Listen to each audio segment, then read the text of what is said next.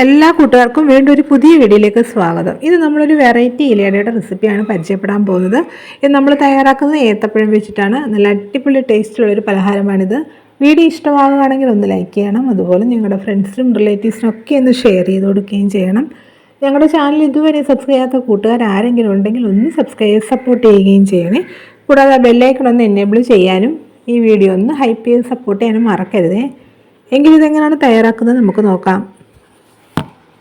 നന്നായിട്ട് പഴുത്ത തൊലിയൊക്കെ കറുത്ത ഏത്തപ്പഴം ഉണ്ടല്ലോ, ആ ഏത്തപ്പഴം വെച്ചിട്ടാണ് നമ്മൾ ഈ പലഹാരം തയ്യാറാക്കുന്നത്. ഇങ്ങനെയുള്ള ഏത്തപ്പഴമൊക്കെ ചിലർക്കൊക്കെ കഴിക്കാൻ ഇഷ്ടമില്ലായിരിക്കും. അപ്പോൾ ഇങ്ങനെ ഇതേ രീതിയിലുള്ള പലഹാരമൊക്കെ ഉണ്ടാക്കി കൊടുക്കുകയാണെങ്കിൽ നല്ലതായിരിക്കും. അപ്പോൾ ഞാനിവിടെ മീഡിയം സൈസിലുള്ള 5 ഏത്തപ്പഴം എടുത്തിട്ടുണ്ട്. ഇത് തൊലിയൊക്കെ കളഞ്ഞിട്ട് ചെറുതായിട്ടൊന്ന് കട്ട് ചെയ്തെടുക്കണം. സ്റ്റവ് കത്തിച്ച് നമ്മളൊരു പാൻ സ്റ്റവിലോട്ട് വെച്ച് കൊടുത്തു. ഇപ്പോൾ നന്നായിട്ട് ചൂടായിട്ടുണ്ട്. ഇതിലോട്ട് നമുക്ക് 2 ടേബിൾ സ്പൂൺ നെയ്യ് ഒഴിക്കാം. ഇപ്പോൾ നെയ്യ് നല്ലതായിട്ട് ചൂടായിട്ടുണ്ട്. ഇതിലോട്ട് നമുക്ക് കട്ട് ചെയ്ത് വെച്ചിരിക്കുന്ന ഏത്തപ്പഴം ഇട്ട് കൊടുക്കാം. ഏത്തപ്പഴം ഇതുപോലെ ചെറുതായിട്ട് അരിഞ്ഞെടുക്കണം കേട്ടോ. ഏത്തപ്പഴം ഇട്ട് കൊടുത്തിട്ട് ഇതൊന്ന് വഴറ്റിയെടുക്കണം. നല്ലതായിട്ടൊന്ന് വേകുന്ന വരെ നമുക്കിതൊന്ന് ഇളക്കി കൊടുക്കാം.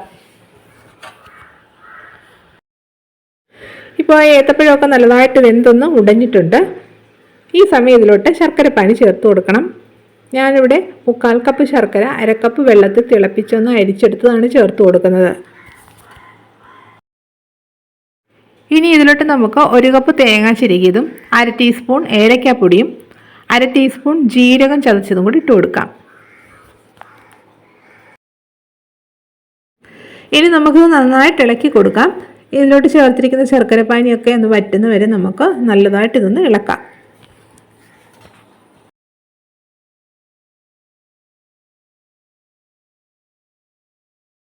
ഇപ്പോൾ ആ ശർക്കരപ്പാനിയൊക്കെ ഒന്ന് വറ്റിയിട്ടുണ്ട്. ഇനി നമുക്ക് സ്റ്റവ് ഓഫ് ചെയ്യാം. സ്റ്റവ് ഓഫ് ചെയ്തിട്ട് ഇതിലോട്ട് നമ്മൾ ചേർത്ത് കൊടുക്കുന്നത് ഗോതമ്പ് പൊടിയാണ് കേട്ടോ. ഞാനിവിടെ 1 കപ്പ് ഗോതമ്പ് പൊടിയാണ് എടുത്തിരിക്കുന്നത്. അത് കുറേശ്ശെ ഇട്ട് കൊടുത്തിട്ട് ഒന്ന് ഇളക്കിയെടുക്കണം.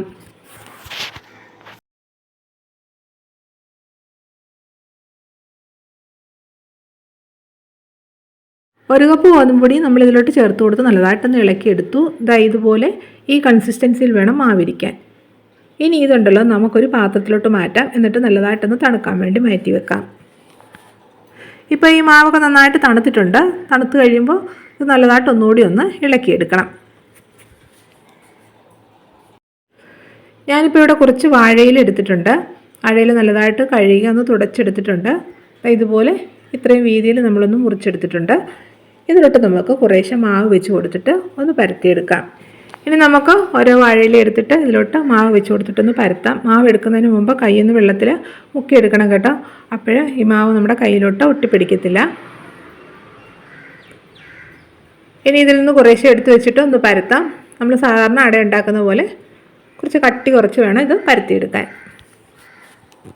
ഇടയ്ക്കിടയ്ക്ക് കൈ വെള്ളത്തിലൊന്ന് മുക്കിയതിന് ശേഷം പരത്തിയെടുക്കണം കേട്ടോ. അപ്പം കയ്യിലോട്ട് ഒട്ടാതിരിക്കും.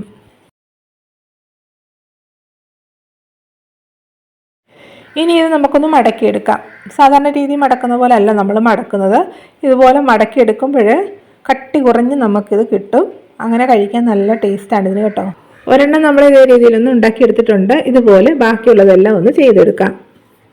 എല്ലാ മാവും നമ്മൾ ഇരയിൽ പരത്തി ഇതുപോലെ മടക്കിയെടുത്ത് വെച്ചിട്ടുണ്ട്. ഇനി നമുക്കിത് ആവി കയറ്റിയൊന്ന് വേവിച്ചെടുക്കാം. സ്റ്റവ് കത്തിച്ചൊരു ഇഡ്ഡലി പാത്രം വെച്ച് കൊടുത്ത് അതിൽ കുറച്ച് വെള്ളം ഒഴിച്ച് കൊടുത്തു. എന്നിട്ടൊരു ഇഡ്ഡലി തട്ടും വെച്ച് കൊടുത്തു. ഇപ്പോൾ വെള്ളമൊക്കെ നല്ലതായിട്ട് തിളച്ച് ആവി വരാൻ തുടങ്ങി. ഇതിലോട്ട് നമുക്ക് നമ്മൾ തയ്യാറാക്കി വെച്ചിരിക്കുന്ന അട വെച്ച് കൊടുക്കാം. എന്നിട്ടിതുണ്ടല്ലോ അടച്ച് വെച്ച് ഒരു 20 മിനിറ്റ് ആവി കയറ്റി ഒന്ന് വേവിച്ചെടുക്കണം. ഇപ്പോൾ ഒരു 20 മിനിറ്റ് കഴിഞ്ഞിട്ടുണ്ട്. നമുക്കൊന്ന് തുറന്ന് നോക്കാം. അപ്പോൾ നോക്കിക്കാൻ നമ്മുടെ അടയൊക്കെ നന്നായിട്ട് വെന്തിട്ടുണ്ട്. ഇനി നമുക്ക് സ്റ്റവ് ഓഫ് ചെയ്യാം.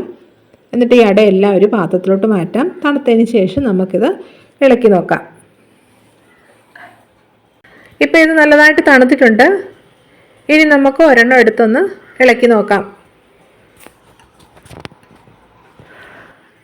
നോക്കിക്കാൻ നമ്മുടെ അടയൊക്കെ നല്ല പെർഫെക്റ്റ് ആയിട്ട് കിട്ടിയിട്ടുണ്ട്. കാണുമ്പോൾ തന്നെ വെള്ളം ഊറും. ഇതുപോലെ കനം കുറച്ച് പരത്തി മടക്കിയെടുത്തത് കൊണ്ട് കഴിക്കാനും നല്ല ടേസ്റ്റാണ് കേട്ടോ. ഒരിക്കലെങ്കിലും നിങ്ങളിതൊന്ന് ട്രൈ ചെയ്ത് നോക്കണം. ഒരിക്കലും ഉണ്ടാക്കി നോക്കിയാൽ വീണ്ടും വീണ്ടും ഇതേ രീതിയിൽ നിങ്ങൾ ഉണ്ടാക്കി കഴിക്കും.